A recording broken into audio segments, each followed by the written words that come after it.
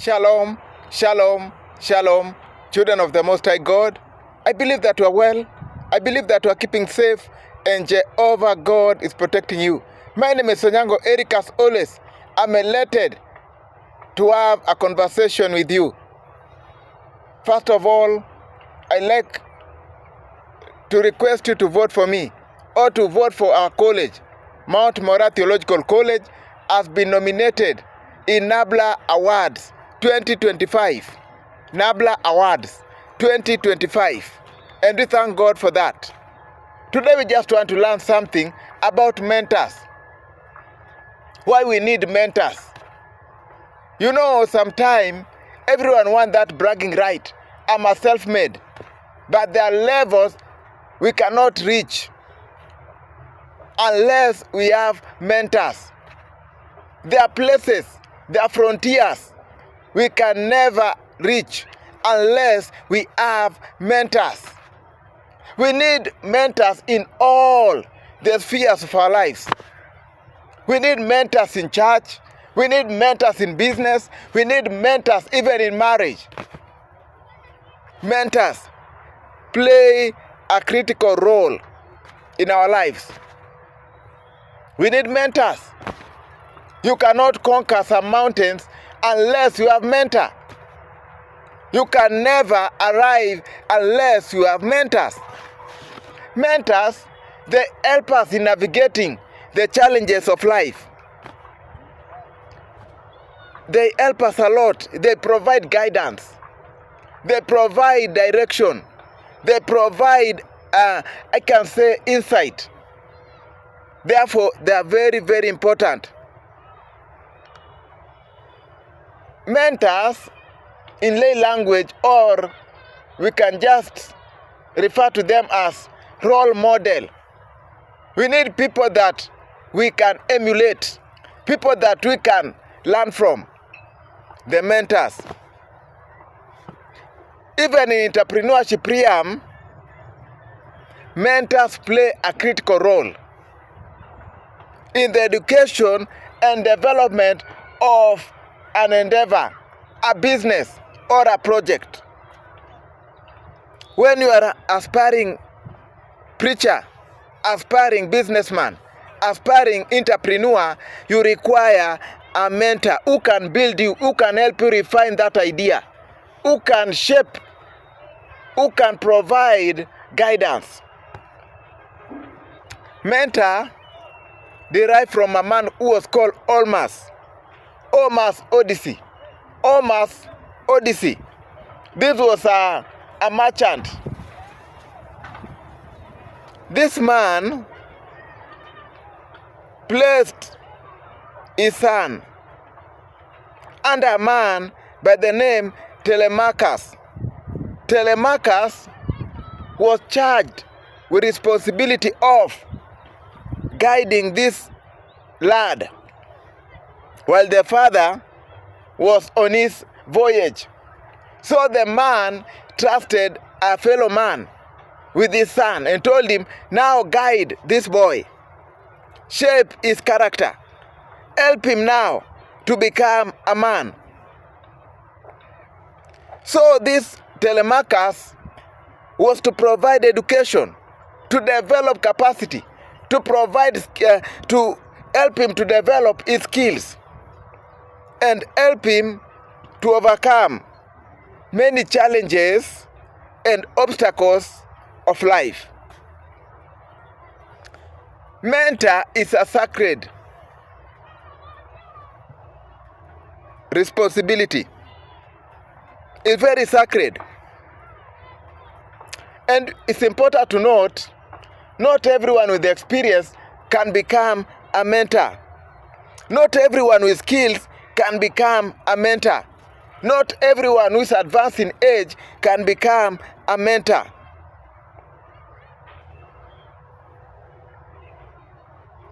A mentor is a very important person. It's about taking responsibility. You know, people, they fear responsibility. Mentor is a person who has accepted to be a role model. When you have chosen to be a mentor of someone, you have to check your steps, your conversation, your lifestyle, your ideas, the way you carry yourself. A mentor is a person who is a motivator. You know, when you are motivating someone, you require some degree of tolerance. You have to motivate. You don't know the background. You don't know the challenges. So you have to be in a position whereby you can hire their morale. You can motivate them.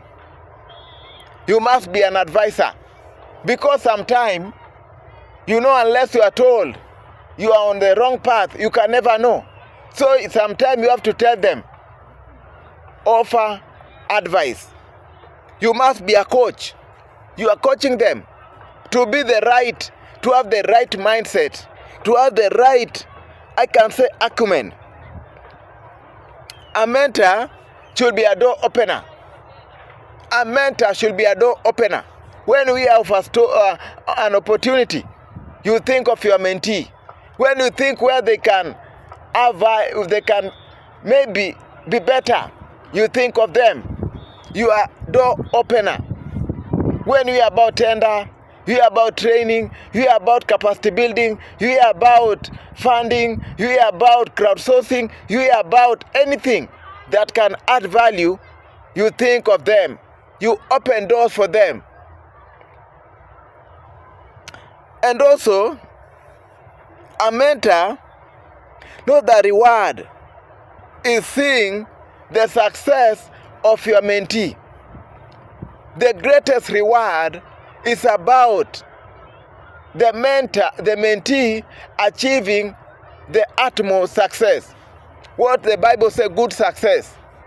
So when they fail, you must feel bad because you gave your all, your resources, your time, you invested. So you have to take responsibility.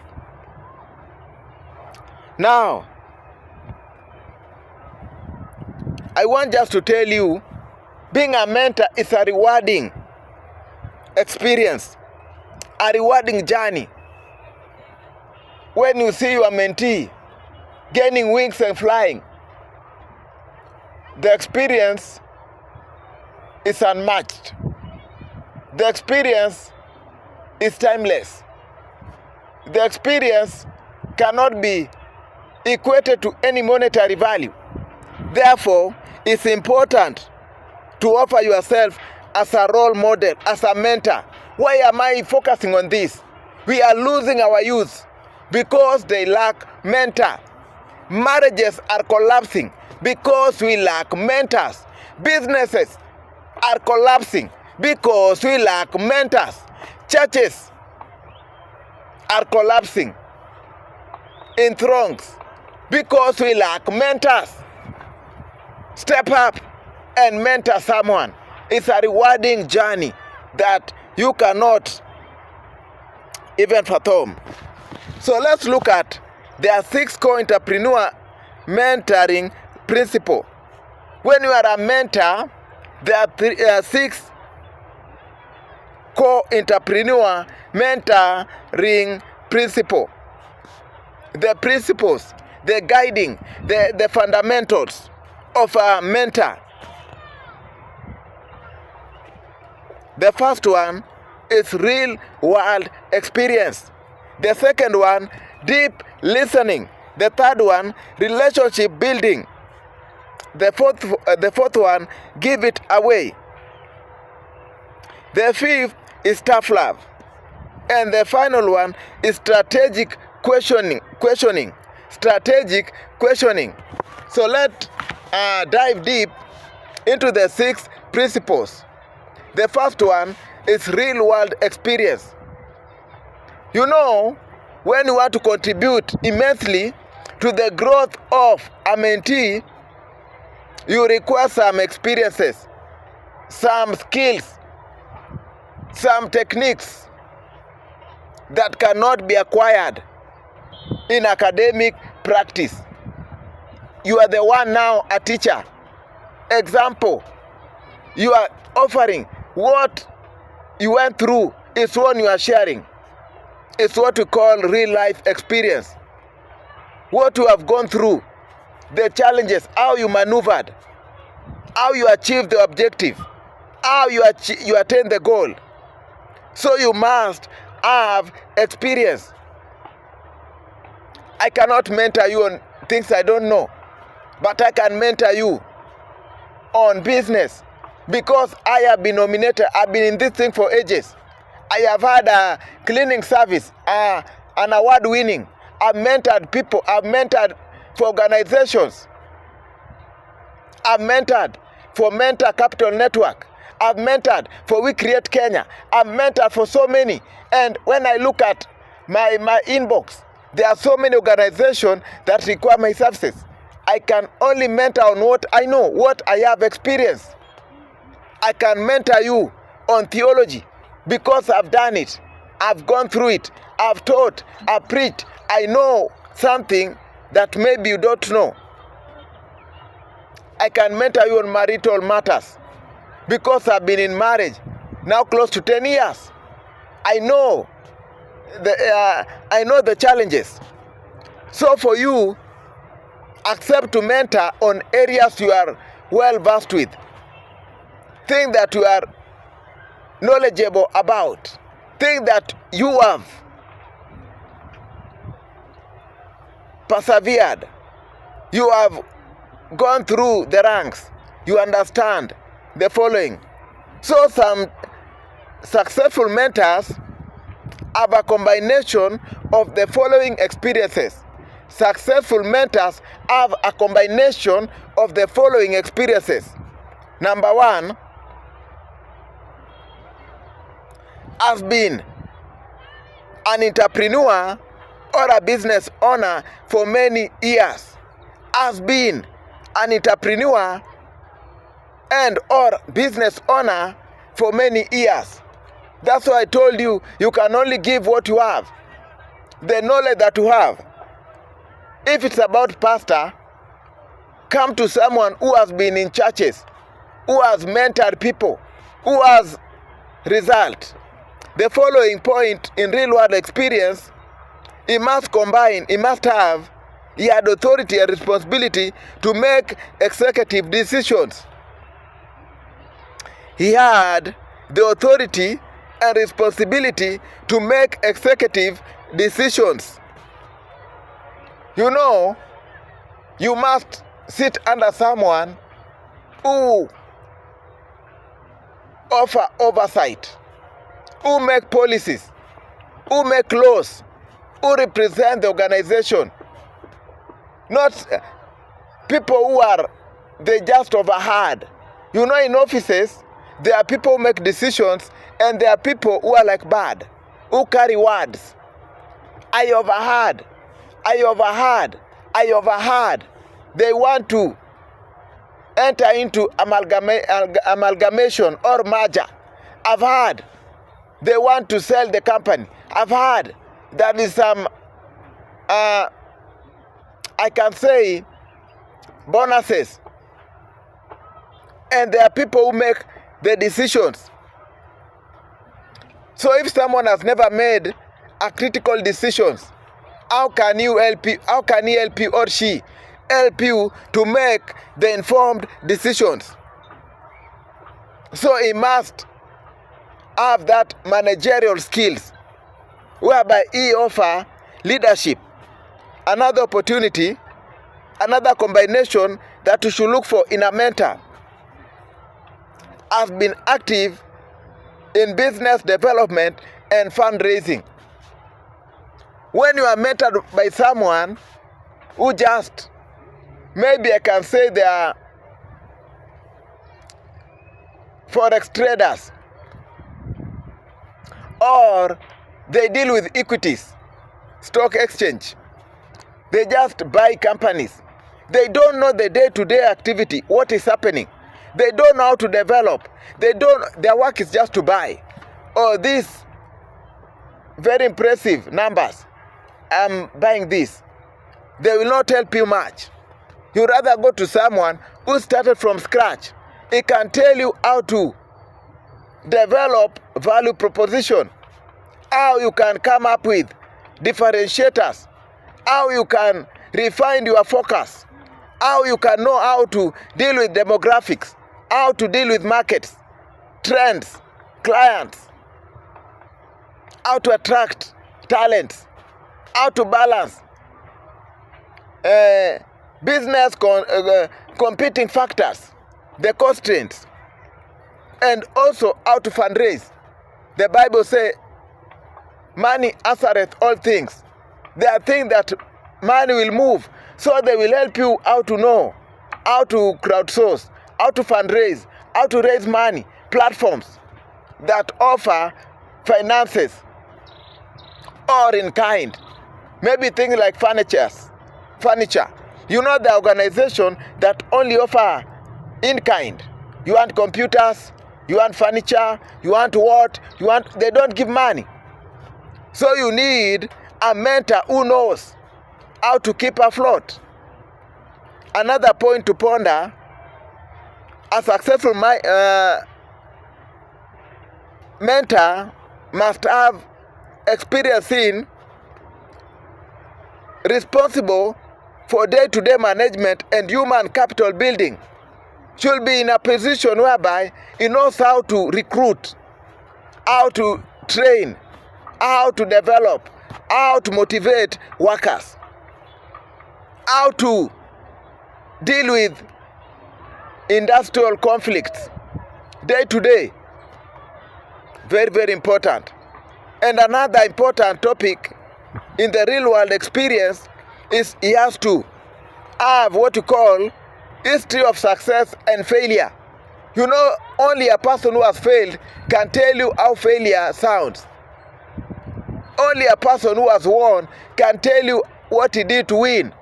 So you need to have that history of success that will tell you, don't put money here. I know this industry.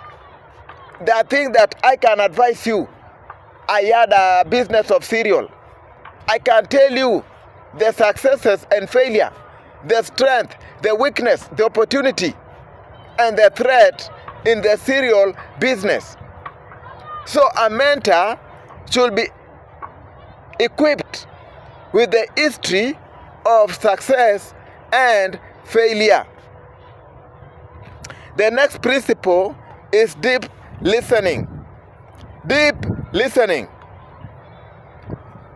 Listening is one of the most powerful tools needed for us to learn. Listening is one of the most important, most powerful tools needed for us to learn,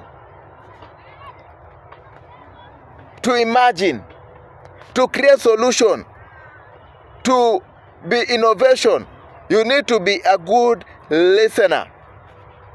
You know, we have one mouth and 2 ears. Why?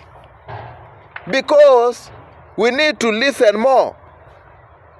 We should talk less and listen more. We should be in a position whereby we absorb. We have that mindset of good listeners. So even a mentor should be quick to listen. Listen to the idea so that you can refine it. Don't be quick to offer advice, yet you have not comprehend the scope. You don't know the idea. The synopsis is not well defined. You must have a deep listening. You know, when you talk about listening, it's about listening is an active process that require focus. Have time. Listen more. And this I've learned over years. When I'm with someone senior, I do more of the listening as he does more of the talking. Because when I listen more, I learn more. Good listeners are attuned to hearing unsaid fears and concerns. So good listener The ears are well inclined to unsaid fears and concerns. It's important your ears should be attentive. And another important point in this listening, while listening, suspend thinking about how you are going to respond. The problem with humanity, we are quick to respond, not to listen. So suspend thinking. It's called presupposition. Don't think beyond. Listen first. Suspend thinking. Just listen. Don't be quick to respond.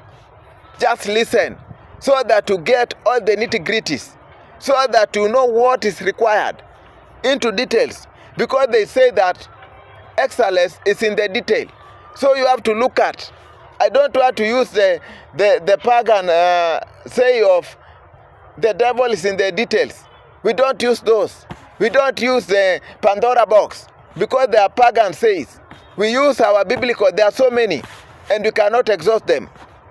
Another important in this listening, listen with positive attitude, with focus of what is possible. Listen with a positive attitude, with a focus on what is possible. You know, there are things that they are not viable. The ideas that are not profitable. The ideas that are not sustainable. So just listen. Be open to critique. It will help you a lot. Don't always want to hear what Paul tell Timothy. There are days that people will only look for teachers who will tell them what their ears is itching to hear. Refuse to be in that category. Let's go to the third principle. It's called relationship building. Relationships are one of the keys to unlock success. Relationship is one of the key to unlock success. Successful mentoring require meaningful and positive relationship building as one of the first steps. So there must be a relationship. When you are mentoring people, be ready to have a long-lasting, positive relationship. You know, building meaningful relationship takes special effort from both sides. Be productive, to be productive, and also to be rewarding. Require effort. It's not a one-man show. When you are building relationship, it's just like relationships. Like you must invest in relationship. You must invest also in friendship. So ask yourself, what can I do for the entrepreneur or for the mentee without asking anything in return? It's about giving without any expectation. What can I do for him? What can I do for him? What can I give him? Who can I connect him to? What can I add value to him? Those are important questions in building relationships. Number 2, expect great things from the mentee and do your part to support success achievement. Expect him to be greater than you. Expect him to break the ceilings. Expect him to go beyond. Expect great things. If you are not ready, don't waste someone's time. If you are not ready to give the best, if you don't want him to succeed, you just mentor him so that to make your profile, so that You make a portfolio. I'm charitable. No. Another important point, focus on relationship built on trust and authenticity. Be real.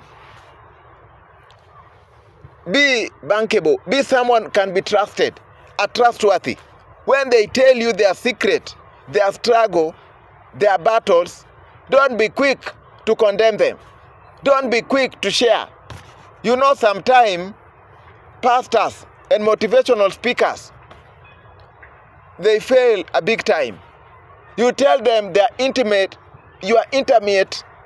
problem, you have given them a resource.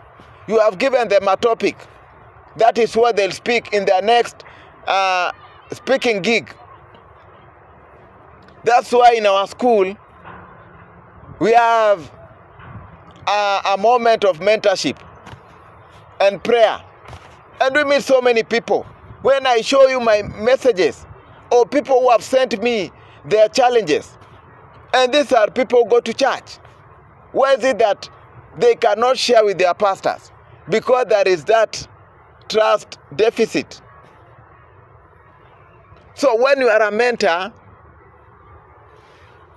be trusted, be trustworthy, and be authentic. It will help you a big way. Another important point in building relationship, remember situations do not always need to be fixed. Some people just need to be heard. Be there for them. You don't have solution of everything, but sometimes just hearing is a cure. When you just provide hearing, it will go a long way. You have to be relation building. You should not be quick to rebuke. When you look at in the Bible, there are people who build relationship to a point that it is always about father and son. When we talk about Peter and John Mark, it's a son.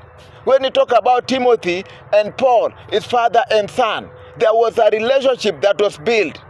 When we talk about Elijah and Elisha is always remembered. Do you know that your father will be taken away? Because there was a relationship that was built.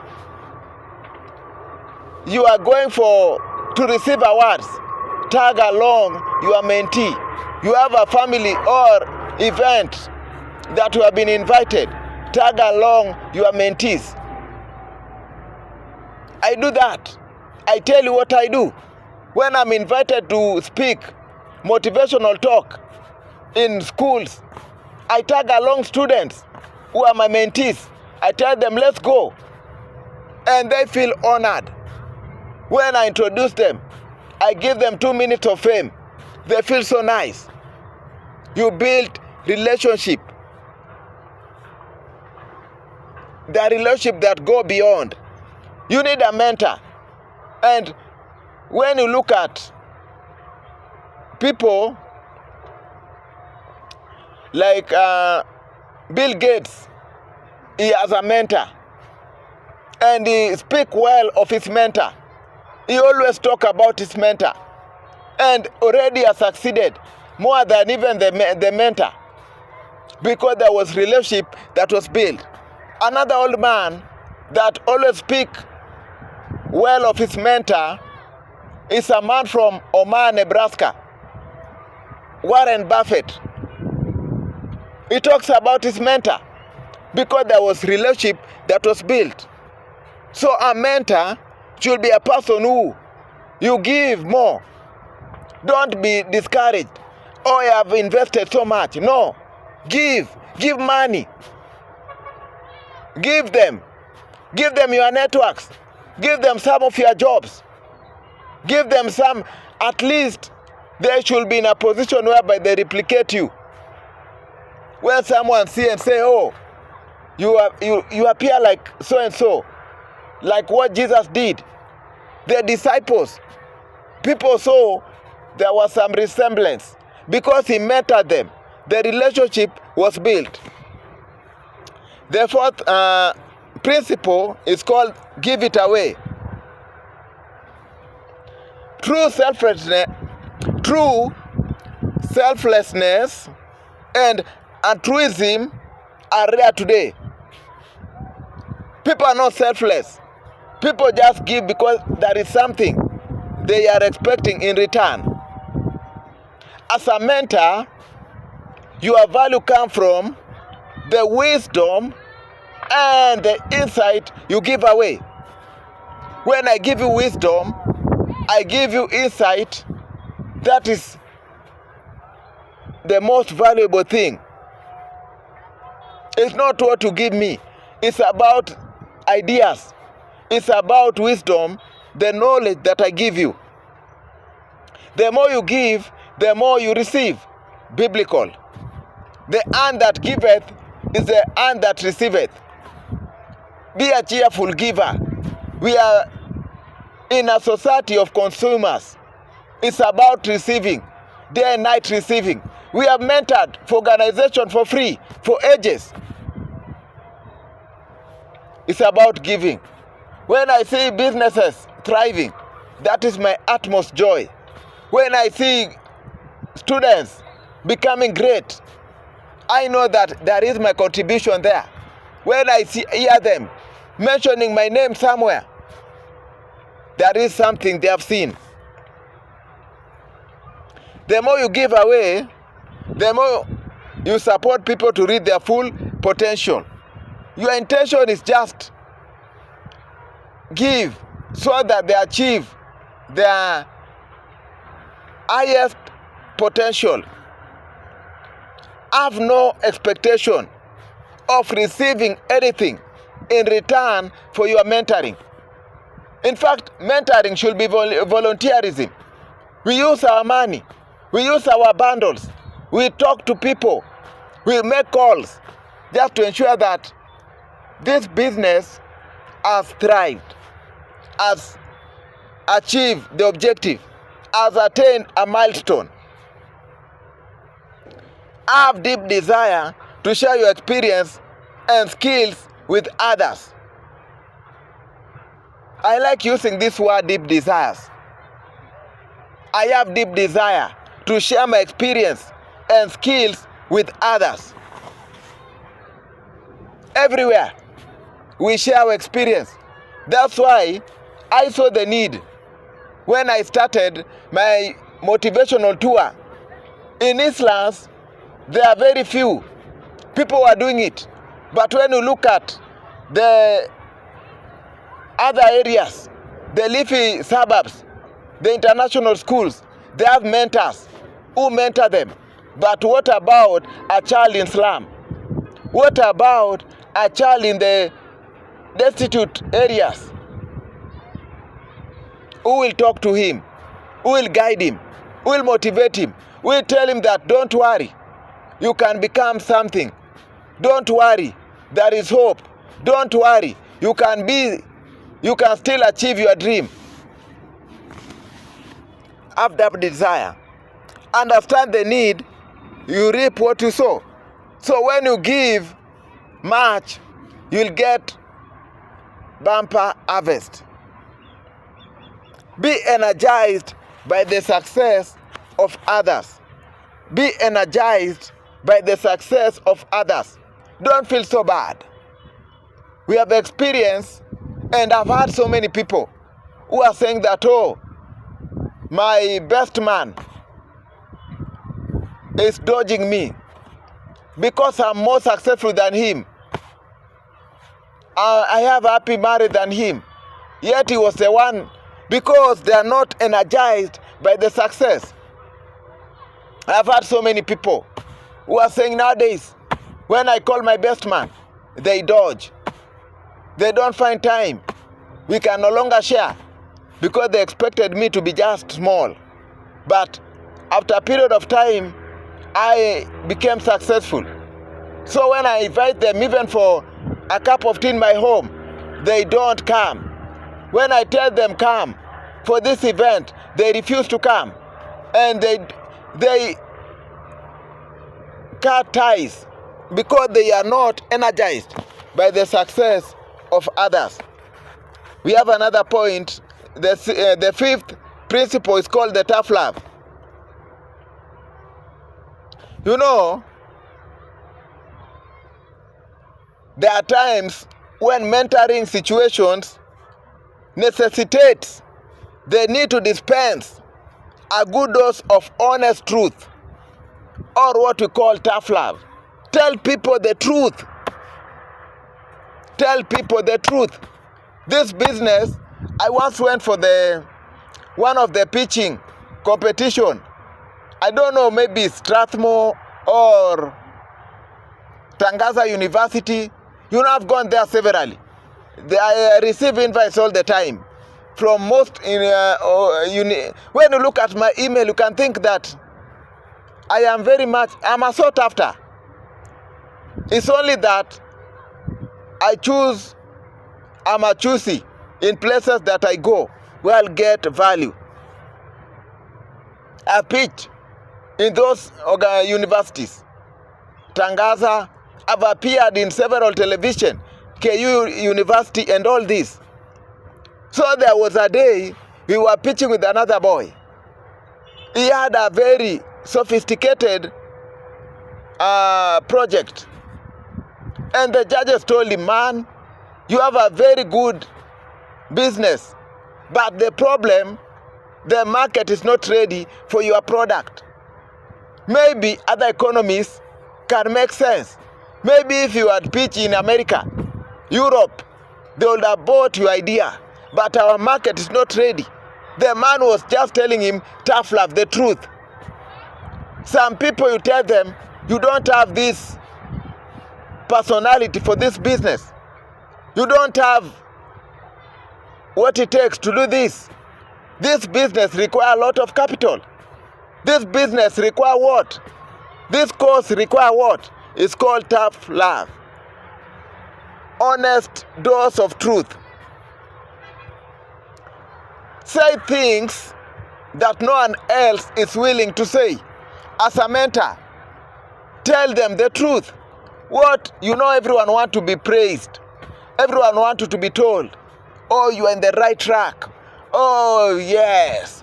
We have been waiting for this idea. This is the idea of the time, of the season. No, there are ideas that they will not succeed. There are businesses. You just look at our ecosystem. You say no. It will not yield any good success. As you are telling them the tough love, the truth,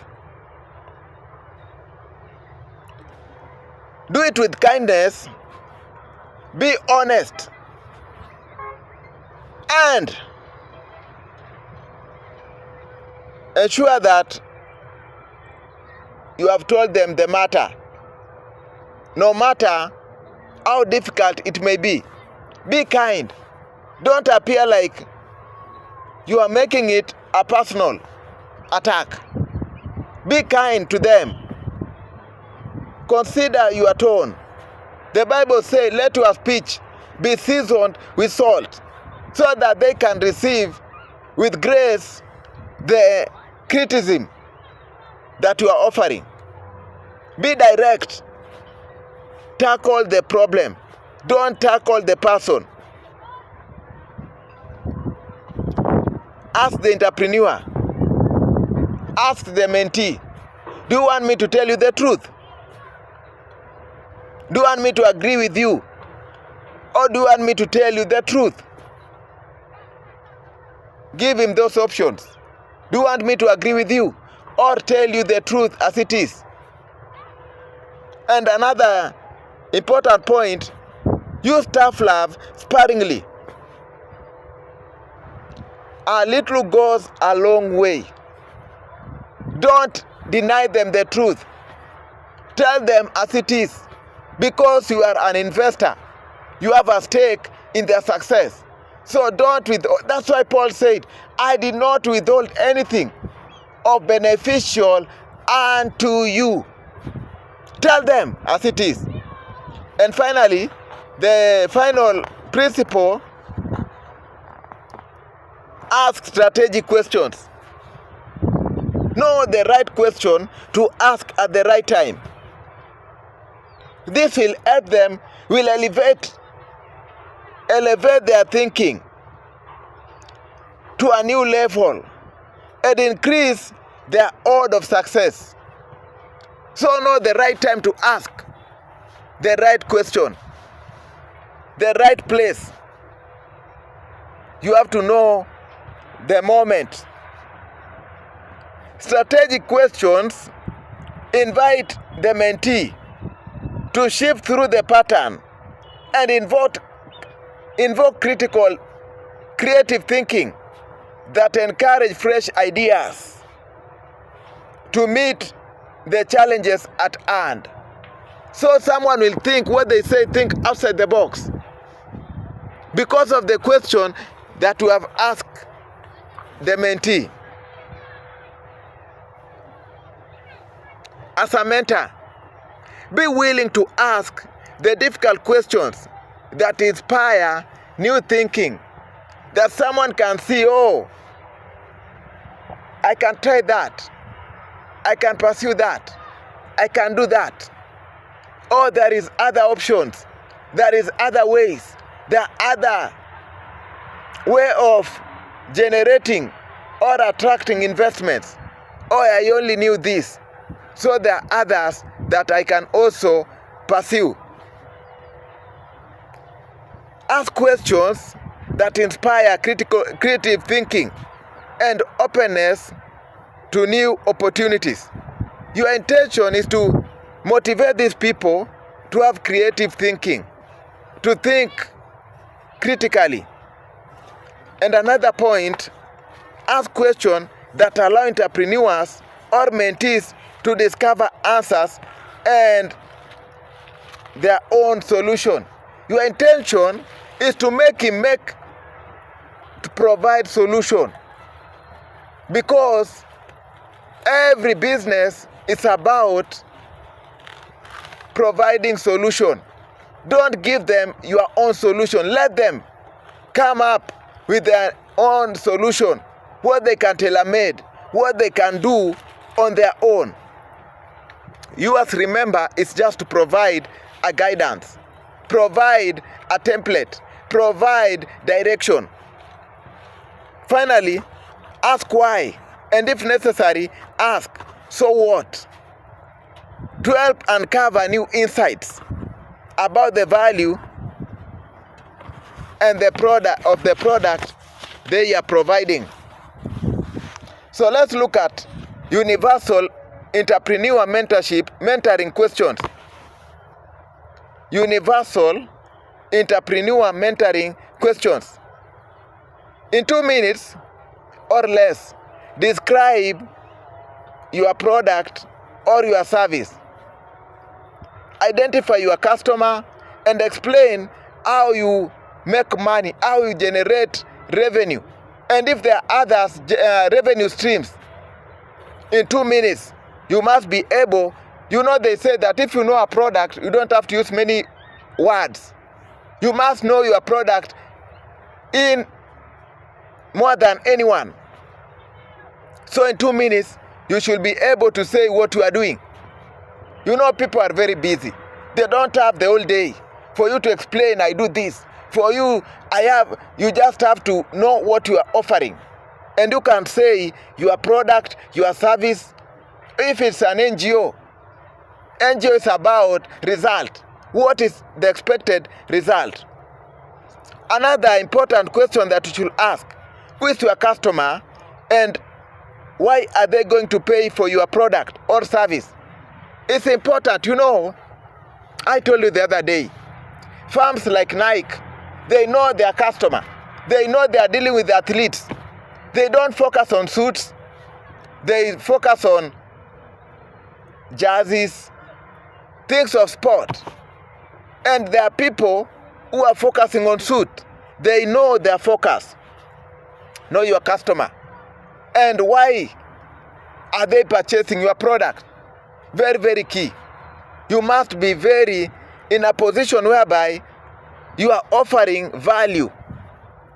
Someone can say, oh, you are easing my pain. You are making my life more comfortable. That's why they can, people, It's not easy to give money. People have that. They want to withhold money. So for them to give you money, you must convince them by having a product that addresses their needs. What is their value proposition? How different are you? What problem are you solving? That is the important question you should ask. How are you testing your customer and business assumption? You know, sometimes when I sell to my family members, I'm not happy, or friends, because sometimes they buy out of sympathy. They are very empathetic to you. But when your product is bought by someone unknown to you, that one now you know you are in business. So it's important to test your product, your service, whatever you are offering. Another important question you should ask, what are you doing right to advance your company? That's why we have to learn. Day and night we have to learn, so that we come up with new ideas on how we can advance our company. What are you doing to secure your customer? How are you selling? Your selling point, discounts. What are you doing different that will make this person come? What are you offering? What is the biggest challenge you are facing in advancement of your company? It's important to identify the risks, the challenges. When you address them, then you will help yourself in a big way. What is the biggest challenge? Is it money? Is it material? Is it equipment? Is it marketing? What is it? Network? What are you going to do different tomorrow to advance your company? What strategy have you put in place to meet or to solve the challenges that you have identified? How are you moving your business into the marketplace? Don't just be a dreamer. You must be idealist. Take your business to the people. Take your project to people. You want to start a church? Go ahead and do it. You want to start a school? Go ahead and do it. Don't think forever. How are you moving your business to the marketplace? What have I learned from going to the marketplace? Very, very important. Now, I know you are now convinced you can be a mentor, or you now have that desire to seek a mentee, or to be a mentor or a mentee to someone. Good. There are qualities, what I call timeless mentor qualities. Timeless mentor qualities. The first one, have a heart and passion for your mentee. Love them. Love them passionately. Have a heart for them. Think of them. Regard them very highly. Esteem them. Have a passion and the art for the mentees. Number two, be authentic and walk the talk. Don't be the people who are telling, oh, I started my restaurant with one, I don't know what. We have had this thing in social media. Oh, I started my company with one pen. I started what cannot make sense. Walk the talk. When you tell them, I stopped drinking, let them not find you drinking. I stopped smoking, let them not find you smoking in the closet. Oh, I'm an upright person, let them not find you in scandal. Walk the talk. Another quality, enjoy helping others and gain energy with helping mentees or prodigies. Enjoy. Let it not be a cost. Let me not be something that you are not comfortable. Enjoy. I've told you that when I was doing it at We Create Kenya at the Road in Lavington, I was paying my own fare, doing everything by myself. It's energy of helping. When I'm doing it for Mentor Capitals Network, I do it. I use my own call, my own internet, because I'm dealing with the organization of overseas. They send me their business plan, so that I can help them in refining them to make them be profitable, sustainable, and also scalable. Understand the joy and pain of being a mentee. So you must position yourself in their shoe. The difficult terrains, you must be in a position whereby you are empathetic because you understand their path. Another point, care deeply for success of the entrepreneur. The very day you accepted that role, know that it is now part and parcel of you. Think deeply, care deeply for their success. That's why Paul is giving Timothy more advice. He's telling him how he can get rid of his stomach upset because he cares for him. Give freely without expectation of receiving anything in return.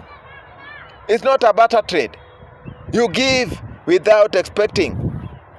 Listen deeply. Act as a facilitator to guide, not controlling the process. You are just a facilitator. You offer guidance. You are not now telling him, now I'm the one, I'm doing. You help him do it by himself, by yourself. You are a facilitator, a guide. Remain empathetic and aware the startup are extremely hard work. This like a baby. That is that baby step. You must be patient with them. Be empathetic because it is a hard work. Another important point. Keep information shared in confidence. Confidentiality. Keep it confidentiality. Shared in confidence. When he tell you, no, I've not eaten.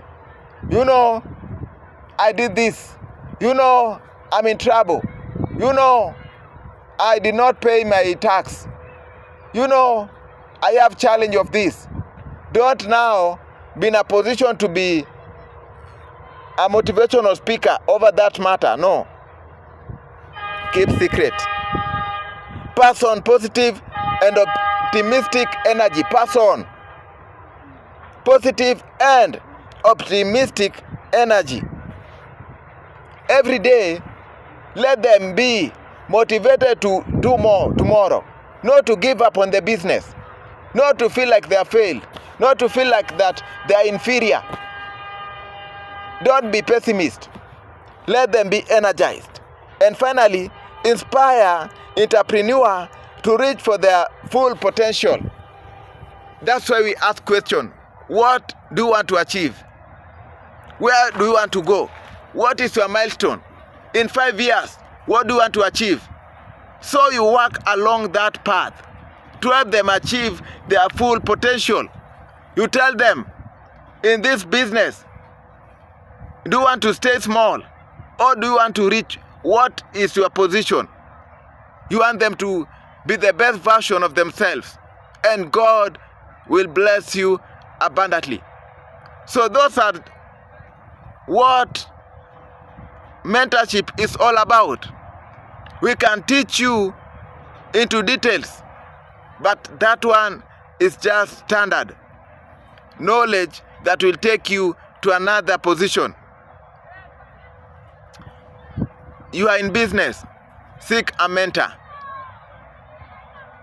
You have experience and all that I've said. Mentor people.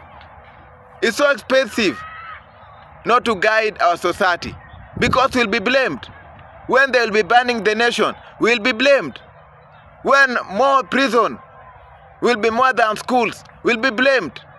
When crime will go up, we'll be blamed, because we have not mentored people.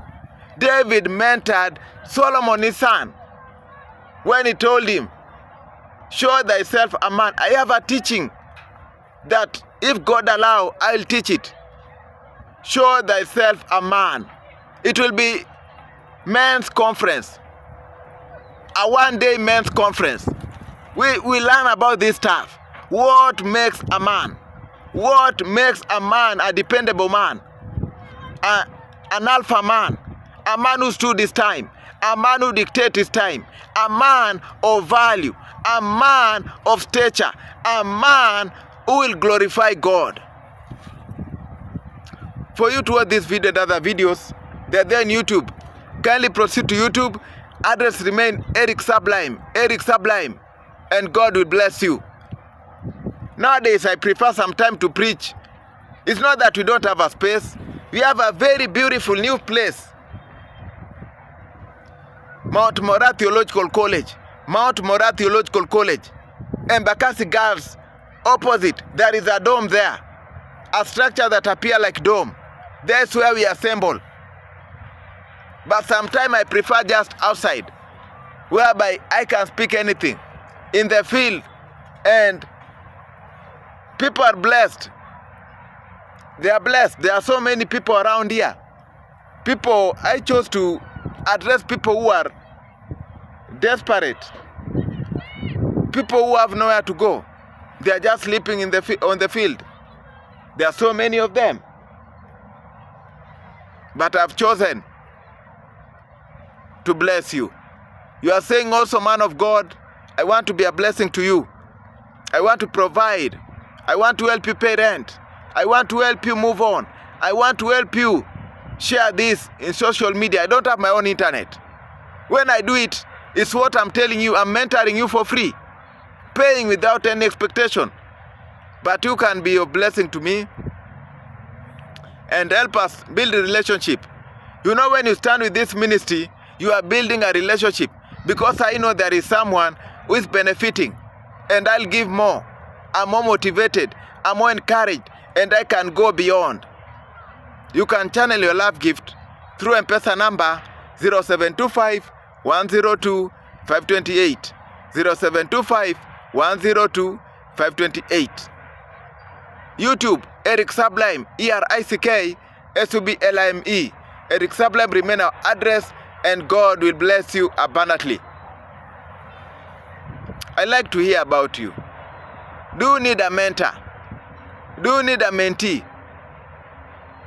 I can pair you, mentor and mentee. Especially when you are in business or you want things of church. I can mentor you. I can mentor you well. I've been in this space. I can mentor you. I've handled preachers. I've handled entrepreneurs. I have real life experience. I don't want to talk about aviation because I abandoned that quest. I've worked in aviation for ages, both Kenya and Qatar. I can share much, but I abandoned that passion. I told you, you have to have that zeal, that passion. I dropped my passion for aviation. I'm now in entrepreneurship and church, theology. Let's get in touch. I love with the love of Christ. My name is Erick. Bye-bye.